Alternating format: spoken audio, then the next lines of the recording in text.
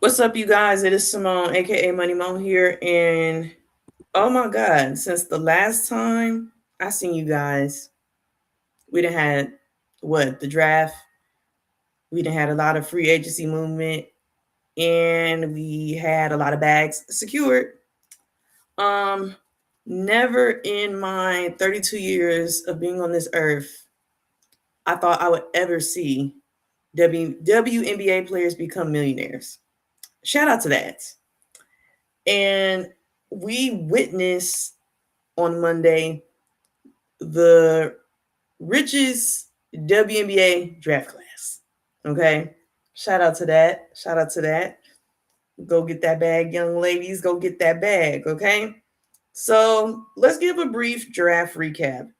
I would love to sit here and talk about all the 40 something ladies that got drafted, but I'll dig into that point later. Okay. Here are some of my top picks, the picks that I like. Emphasis on the picks that I like, not what you guys like, what I like. Okay, Fligs. I think I got some good things. I got some good things. I just gave you a brief summary of what I thought, but stick with me, okay? I think there were two teams that made really good draft picks outside of the Dallas Wings because I feel like Azzi Fudd, the number one pick, that's a no brainer. You get the best player out there. Okay, we already know that. I'm not going to dig too deep into Dallas because they won by getting Azzi Fudd, America's Princess, right? But there's two teams that stick out to me, and it's the Washington Mystics and the Seattle Storm. They made some really good picks and trades that stood out to me. Okay, you ready? Okay, so with Seattle, I feel like they're going through a little rebuild right now, and I'm kind of like tomatoes at Seattle Storm for how they did Noel Quinn. Okay, but now it's going to be a whole new look, a whole new team, and then you don't have NECA and Skylar Diggins anymore, and you pick up a international player in the draft at the third pick, I believe. Was she the number third pick? Yes, at number three. I really like that international pick. She could play. I think she'll fit well in Seattle's system. But that trade they did with the Golden State Valkyries to get Flau'jae was big because I believe Seattle Storm needs a point guard, and right now they don't really have a solid point guard. They just have a lot of really decent guards, and like Jordan Horton, they brought in Natasha Hyman, one of the stud buds, right? But I feel like they need like a true point guard, a new fresh face to kind of make up for them losing NECA and Skylar Diggins. And I think Flau'jae is a really good centerpiece for that. And she could come in right away and make an impact and play big minutes for them. That's what I think. I like that pick. I like that pick in that trade because I've been seeing a lot of nonsense online because you know I cannot stand you casual people. Um, I feel like the idea of being fans and looking at things from a business side or it's like oil and water right now.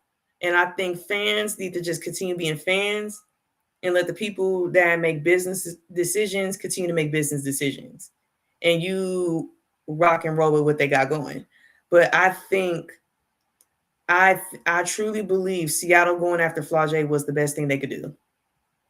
Because honestly, with Flau'jae in the Bay, you already got point guards there. You got Veronica Burton. You have a Kate Martin that plays just as similar to Flau'jae. And then I didn't think that combo was going to work. I feel like she will thrive better in Seattle, and it's a better market. It's going to be a better fit for her. So shout out to both teams for making that trade. Okay, they got what they wanted. I kind of want to jump ahead. I want to go into the Mystics. Okay, I feel like the Mystics added a lot of versatility and length to the already roster that's already tall and stacked with young talent. Lauren Betts, they added Angela, the two girlies from UCLA, two champions, and they added Cody from Ole Miss to add to the young core they already have after the Mystics re-signs Shakira Austin. Okay, and I really like that. I really like that look, and along with Kiki Ephraim as well. I think that team is going to be really fun to watch. I think I think that team is that's gonna be on my list when the Sparks play the Mystics. I'm gonna be sure to go see that, and I hope those 3 young ladies make that roster so I can see them play and see them in action. All right. All right, Val, let's jump up to pick number 2 because this is an unpopular opinion. Okay. I think the Minnesota Lynx got the steal of the draft with Olivia Miles. Got the steal of the draft. Okay. And if you're like, Simone, what do you mean they got the steal of the draft? I feel like they got a player that's ready to come in. Okay. Ready to come in. With Olivia Miles, this team gets a true point guard who could be score first, pass second, or she could be pass first, score second. She's going to get her teammates involved. She has shooters around her like Kayla McBride. Okay. She's going to come in and make an impact right away. She's going to be playing with other scrappy defenders like Courtney Williams. And then Nafisha Collier. Hello, Queen Fee. All right. And I think this was a big move for them because they also lost Bridget Carlton in the expansion draft, who I felt was like that X factor for the Minnesota Lynx because she could come off the bench and provide good minutes, and she also started when she needed to. So I think Minnesota Lynx drafted well by picking Olivia Miles at 2. Okay. I want to jump down a couple more picks because Olivia Miles was my 1A, but I also have a 1B. At the number 6 pick, the Toronto Tempo selecting Kiki Rice.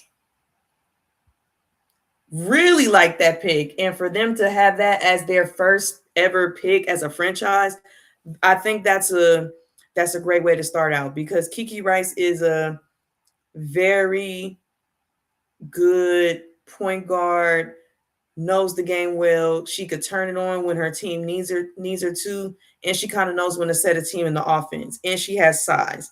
And I think with her being coached by Coach Sandy, who knows the guard position really well, coached some really great point guards, some such as Becky Hammond, some such as Sabrina Ionescu. That's just to name the few that you guys know, right? And wait, I believe she also coached Sue Bird. I feel like she coached at Seattle for a little bit. Don't quote me on it. I feel like she coached a high pedigree of point guards. Okay, that's all I need you guys to understand. And I feel like with Kiki Rice there, she's going to learn a lot, and she's also surrounded by experience with Kia Nurse back at her hometown, a veteran point guard that she could learn from as well. And then she's also going to be surrounded by shooters like Marina Mayberry, and she's also going to be around some dogs like Slim, Brittany Sykes. So she got drafted to a really good team, and I'm really hoping and pulling for her to make the roster. And that's really all for picks right now I want to talk about because that kind of leads to another topic. I feel like a couple days before the draft, people was hitting me up like, Simone, like, what do you think about the draft? This, that, and the third, right? And what I tell people is that I really like the draft. Nothing against the ladies being picked because it's talent.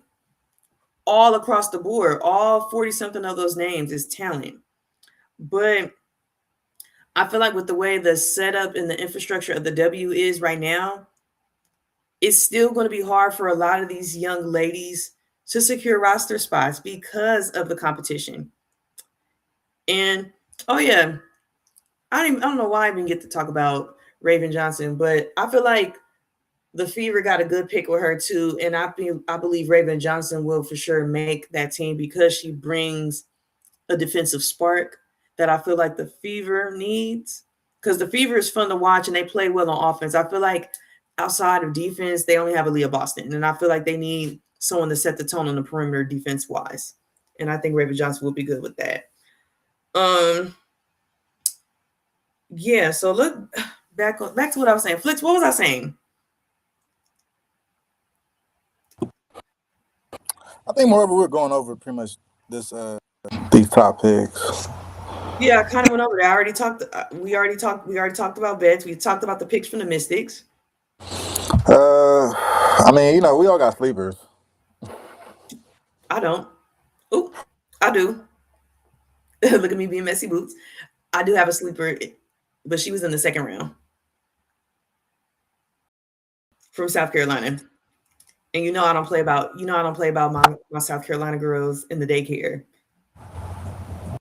I don't play about them. I think the Sparks did get one with that. I think the Sparks. I think the Sparks got that. I think the Sparks got that one. Tanaya Latson, man. Yeah. Go down. Average 20 points a game, man. Yeah, and I think the reason she would make that roster is not even because of offense; it's because of defense. I really think so, because she could get down and play defense, and yeah, I know she's going to make the roster. I'm pulling for her to make it. I will say this: the Sparks have a bad Okay, that's the next history with episode. young guards. Don't be a messy boots. The past couple of young guards that have come through the Sparks have had a high and by type of situation. What makes you think That's Latson? for the next episode. That's for the next episode. We are talking about the draft. All right, You're getting ahead of yourself. I just want Tanaya to make the team. No, she is. I want to make the team. She is. We got to be patient, but you're an episode and a half ahead. I'm a big Zaya Cook fan. Different coach, different culture. We're in the Lynn Roberts era now. Don't do that. But I feel like the draft right now for me isn't like on my list, wasn't on my list of like, okay, like of movement, right?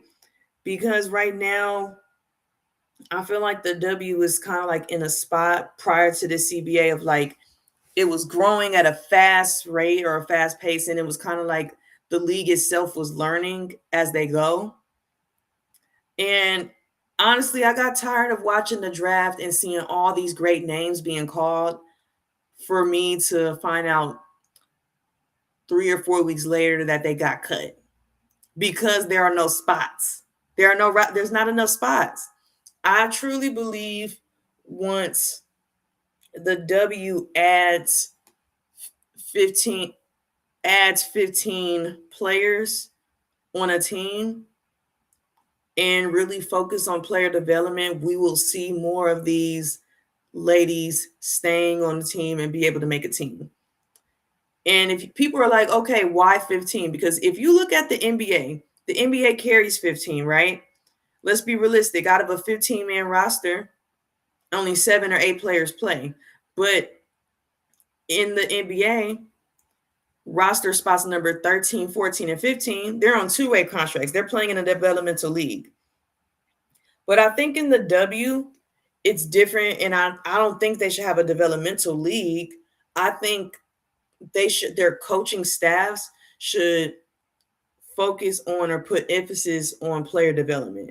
Because honestly, let's be realistic, until we see this new CBA be in effect for like good 2 to 3 seasons, to where like we're not seeing as many players go overseas and we're not seeing a lot of these players being affected or impacted by injuries, I think we'll finally see like a lot more of these basketball players staying healthy. That's my theory. Because if you think about it, Flicks, these ladies play from what? Some of them play like late April. So let's say from late April to August, September. And then after that, they go overseas and play for months. And then they come back, probably have a couple weeks off, and they have to play a full season. Like, that's a lot of wear and tear on the body. Okay. So no, it's definitely a lot. I did mention also though we had to give a shout out to UCLA. Yeah, they got some players drafted. History.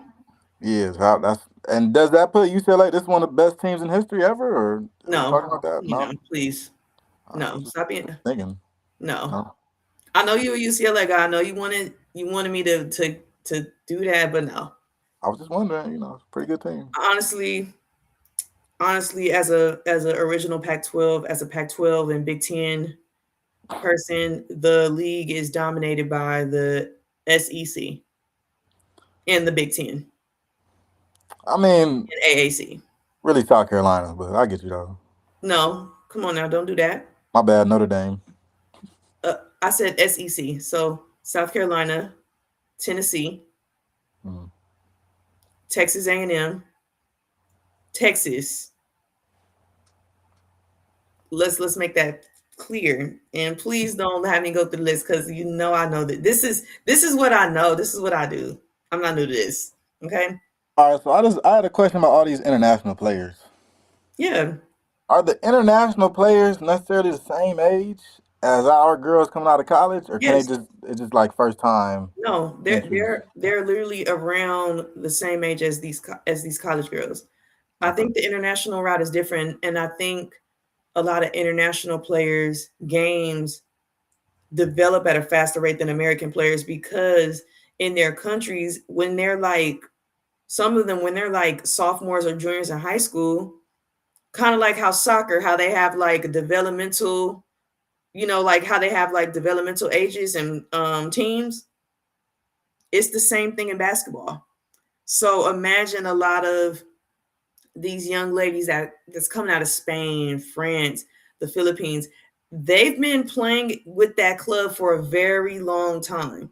So they're playing against that experience early. They're getting coached hard early. They're learning these different type of sets early.